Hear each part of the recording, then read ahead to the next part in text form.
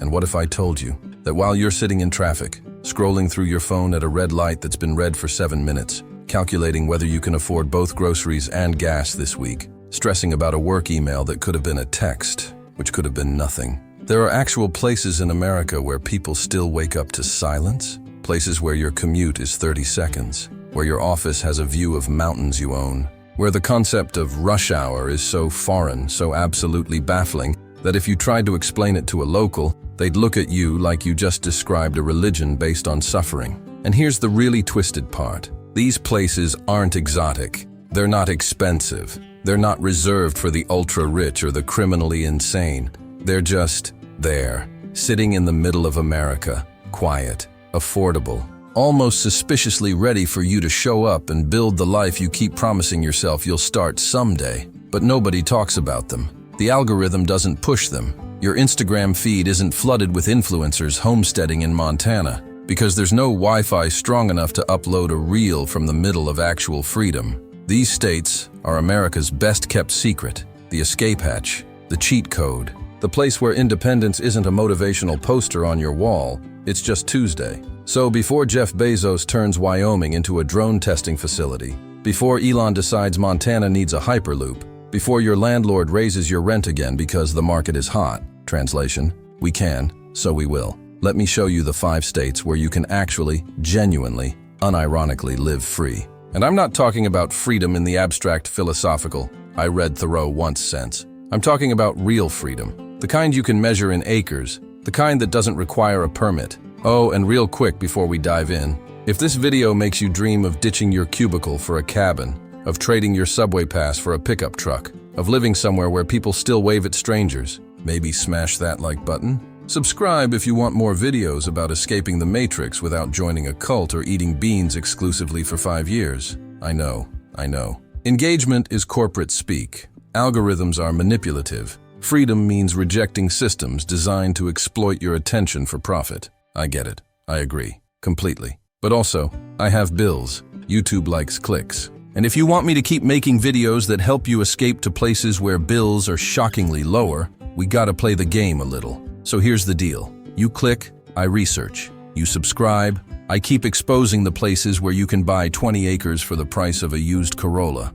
Freedom is sacred, independence is beautiful, but monetization pays for the gas to drive to these places and film them. Deal? Deal. All right, let's get uncomfortably real for a second. You're tired. Not, I need coffee, tired. Not, long week, tired. You're tired in that deep, soul-level, existential way that makes you stare at the ceiling at 3 a.m., wondering how you ended up spending $2,400 a month to live in a box where you can hear your neighbor's entire phone conversation through the wall. You're tired of parking that costs more than dinner. Tired of needing 17 apps just to function like a normal human. Tired of HOA fees for a community pool that's always closed for maintenance. Tired of permits to plant a garden, licenses to collect rainwater, and fines for putting your trash out on the wrong day in the wrong bin. You're tired of traffic that turns a 15-minute drive into a 45-minute psychological experiment in patience. Tired of open-concept offices where collaboration means you can't think because Brad from accounting is on a Zoom call about nothing. Tired of brunch costing $30, of subscriptions you forgot you signed up for, of terms and conditions you'll never read. You're tired of living in a city with 8 million people and somehow feeling more isolated than if you were stranded on the moon. Tired of smart cities that know when you parked illegally but can't figure out how to time traffic lights. Tired of rent increases justified by nothing except because we can. And somewhere, deep in that ancient, primal part of your brain that still remembers how to start a fire without YouTube tutorials, how to navigate by stars, how to build shelter without a permit, you wonder, what if I just left? What if I moved somewhere simple? Somewhere real, somewhere I could breathe without inhaling someone's vape cloud, somewhere I didn't need an app to find parking, a subscription to relax, or therapy to cope with commuting. What if I went somewhere I could own land, actual land, not a 999-year lease on a condo subdivision plot, and build something with my hands and not answer to anyone except maybe a sheriff who waves at you in the grocery store? Well, my friend, that place exists. 5 of them, actually. And they're cheaper than you think. Here's the truth they don't teach you in school. Don't advertise on billboards, and definitely don't want trending on Twitter. America still has wild, wide-open, shockingly affordable states where you can buy acres of land for the price of a used Honda, build your own life without 73 permits, and live so independently that the government basically forgets you exist until tax season. And even then, some of these states barely care. These aren't ghost towns. These aren't dystopian wastelands full of people who gave up on society and now collect rainwater in buckets while muttering about the Fed. These are real, functioning, weirdly thriving states where normal people live abnormally free lives, where your neighbors help you move, where you can see the stars, where traffic means there's a tractor on the road, where independence isn't a hashtag or a lifestyle brand. It's just how things work. And today, I'm ranking the top 5.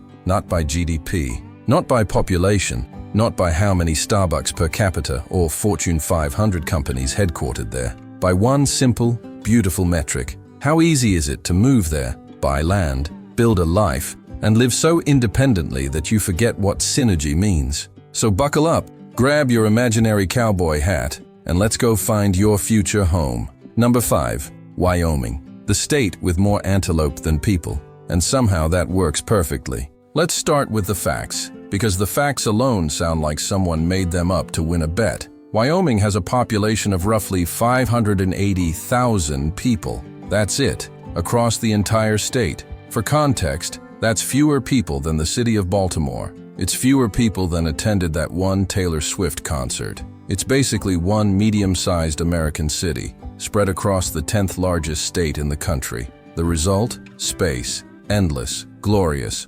overwhelming space. You can drive for an hour and see 3 cars. You can buy 50 acres of land for less than a down payment on a condo in Austin. You can build a house, a cabin, a yurt, or an underground bunker shaped like a spaceship, and your closest neighbor, if you even have one, will be a mile away, minding their own business, as God intended. But here's where Wyoming gets interesting. It's not just empty, it's intentionally free. No state income tax, none, 0. You keep your paycheck. No corporate income tax either, which is why so many companies are technically based in Wyoming, even though their office is a P.O. box in Cheyenne. Property taxes? Low. So low it feels like a prank. Regulations? Minimal. You want to build a cabin? Build a cabin. You want to raise sheep, alpacas, or a small army of chickens? Go ahead. You want to homeschool your kids, grow your own food, and live off-grid in a solar-powered dome? Weird flex, but Wyoming will not stop you. Here's the thing about Wyoming that most people don't understand until they visit.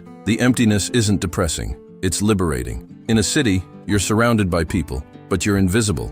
In Wyoming, you might not see anyone for days, but when you do, they wave, they stop, they ask if you need help. Because in a place that empty, that harsh, that unapologetically real, community isn't optional, it's survival. Wyoming forces you to confront the question modern life has been carefully designed to help you avoid. Who am I when no one's watching? What do I actually want? What do I actually need? And for a lot of people, the answer is shockingly simple. Land, peace, and the freedom to be left alone. Now, the downsides. Because there are always downsides. Winter. Wyoming winter isn't, oh, it's a bit chilly, better wear a jacket winter. It's, the wind is a sentient demon that personally hates you winter. It's, you will learn the meaning of wind chill, and you will respect it winter. If you're from Florida, Wyoming winter will break you, spiritually. Also, it's remote, really remote. Your closest Costco might be 3 hours away. Your closest airport might be 2 states over. If you need a specialist doctor, you're probably flying to Denver. But here's the trade. You get freedom. Real, tangible, measurable freedom. The kind you can walk on. The kind you can own. Punchline. Wyoming. Where your closest neighbor is a buffalo, your biggest problem is explaining to your family why you moved to a place with no Trader Joe's, and your property taxes are lower than your streaming subscriptions. Number 4, Idaho. Yes, that Idaho. Potato Idaho. Middle of nowhere Idaho. Turns out it's secretly perfect Idaho. Here's what you think you know about Idaho. Potatoes, Napoleon Dynamite, maybe some vague awareness that it exists somewhere between Washington and Wyoming. Here's what you don't know. Idaho is quietly, secretly, almost suspiciously perfect for anyone who wants land, low taxes, good schools, outdoor access, and the ability to live like the 21st century is a polite suggestion rather than a mandate. Let's start with Boise, the capital. a city that somehow became cool without becoming insufferable. It's got breweries, coffee shops, a weirdly decent food scene, and a cost of living that won't make you cry when you check Zillow. You can still buy a house there, an actual house, with a yard, for a price that doesn't require selling a kidney. But the real magic of Idaho, the rural parts. You can buy 10, 20, 50 acres of forested mountain land for the price of a used car. You can buy a fixer-upper cabin for less than a semester of college. You can hunt, fish, hike, camp, and build without needing to file paperwork with 12 different agencies. And here's the kicker. 83% of Idaho is public land. That means you, a regular person, can access millions of acres of forests, rivers, mountains, and wilderness for free. You don't need to be rich. You don't need connections. You just need boots and a sense of adventure. Idaho also has some of the strongest property rights protections in the country. The government can't just randomly decide your land is now a bike path or a wetland preservation zone. It's yours, protected, sacred, which is exactly how it should be. The culture? Rugged, independent, and refreshingly normal. People in Idaho still believe in things like helping your neighbor, fixing things instead of replacing them, and waving at strangers. It's like someone took the best parts of 1950s America and removed the racism and sexism. Now the catch, and it's a big one. Everyone else is figuring this out too. Californians are fleeing to Idaho in record numbers, driving up housing prices, and bringing their opinions about zoning laws and HOA bylaws. Techies from Seattle are buying vacation cabins that sit empty 11 months a year. Retirees are cashing out their overpriced homes in Phoenix and moving to Coeur d'Alene, which means Idaho is getting expensive. Not California expensive, not New York expensive, but expensive relative to what it was 5 years ago. So if you're serious about Idaho, go now, before it becomes Austin Mountain Edition. Punchline, Idaho, where you can still own a mountain, catch a trout, and afford groceries in the same month. Number 3, Tennessee. The state you didn't even consider until right now. Let's be honest. When you think Tennessee, you think country music, Elvis, hot chicken, and maybe that one time you drove through Memphis and made a mental note never to stop there again. But here's the secret. The rest of America hasn't fully figured out yet. Tennessee is a low tax, no income tax, live and let live paradise, cleverly disguised as a flyover state. No state income tax. That's right, 0. You keep your whole paycheck. Compared that to California's 3% top rate, or New York's 10.9%. And suddenly Tennessee starts looking less like a compromise and more like a cheat code. The cost of living? Absurdly, offensively low. You can buy a 3-bedroom house with land for the price of a studio apartment in Brooklyn. You can eat out without taking out a loan. You can fill up your gas tank without checking your bank account first. But here's where Tennessee gets really interesting. It's diverse. Not just demographically, but geographically and culturally. You've got the Smoky Mountains in the east. Lush, green, misty, perfect for anyone who wants to homestead in a Tolkien novel. You've got rolling farmland in the middle, flat, fertile, ideal for anyone who actually wants to grow things. You've got Nashville in the center, a booming city with jobs, culture, and enough honesty to admit it's basically Austin without the pretension. And the people? Friendly, genuinely, weirdly, almost suspiciously friendly. They'll wave at you. They'll help you move. They'll invite you to church even if you decline 3 times. It's Southern hospitality, but without the passive aggression you get in some other Southern states. Here's the magic. Tennessee doesn't care what you do. You want to homestead? Cool. You want to start a small business? Minimal red tape. You want to live off-grid in the woods, fermenting your own kombucha and building furniture out of reclaimed barnwood? They'll call you an artisan, buy your stuff on Etsy, and feature you in a local tourism campaign. Tennessee somehow balances leave me alone independence with we're all in this together community. It's the Goldilocks zone of American states. The climate's mild, 4 real seasons, but none of them are trying to kill you. Winters are short, summers are hot, but manageable. Spring is gorgeous.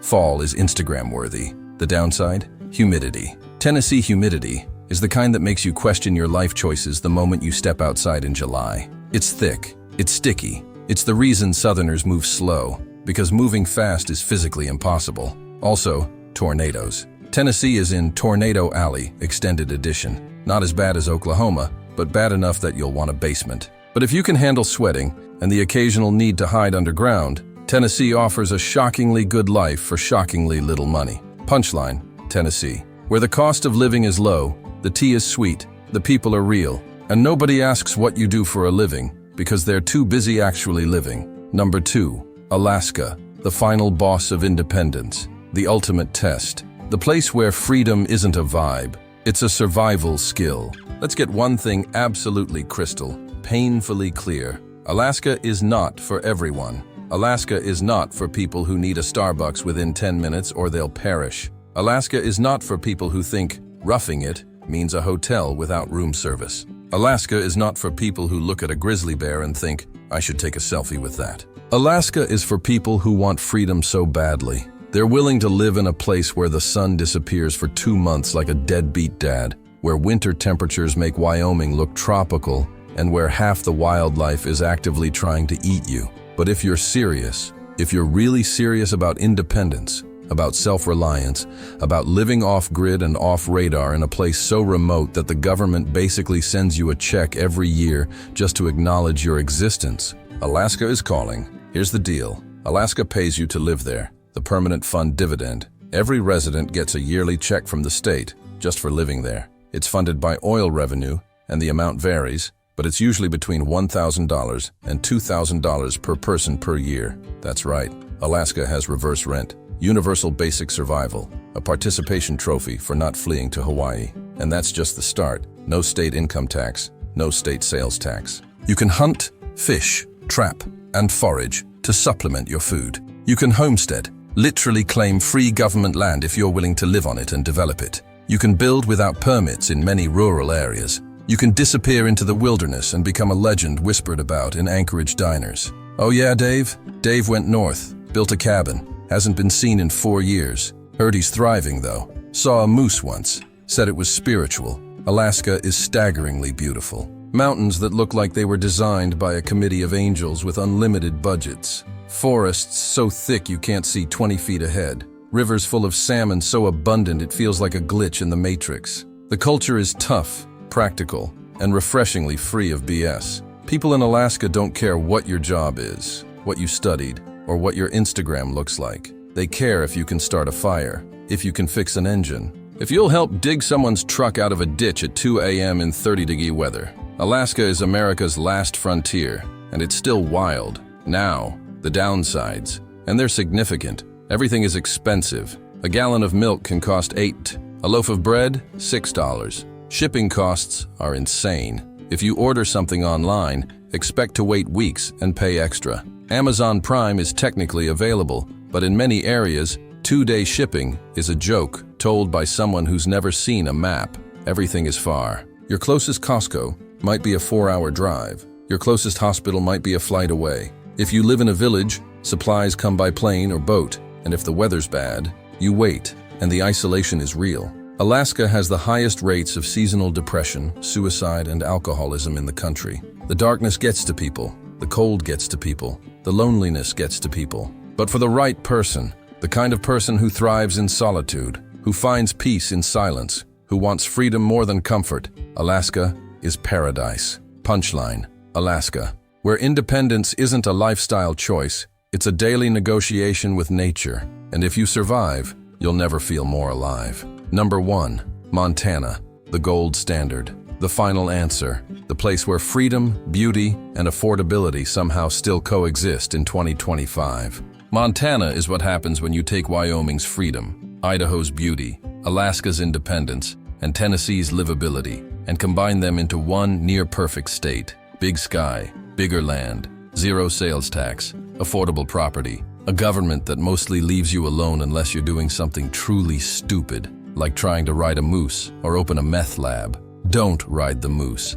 Definitely don't open the meth lab. Montana has everything. Mountains in the west, tall, jagged, snow-capped, the kind that make you believe in something bigger than yourself. Plains in the east, flat, golden, endless, perfect for anyone who wants to ranch or farm or just stare at the horizon until your problems feel small. Rivers everywhere, cold, clear, full of trout that taste better than anything you've ever bought in a store. You can hunt, you can fish, you can hike, camp, and explore millions of acres of public land. You can buy 20, 50, 100 acres of your own land for prices that will make you laugh compared to what you're paying now. And here's the best part. Montana's culture is rugged, self-reliant, and completely allergic to pretension. People in Montana don't care what you drive. They don't care what you wear. They don't care if you have a PhD or if you dropped out of high school. As long as you're honest, hardworking, and willing to help when someone needs it, you're good. Montana is the rare state that balances independence with community.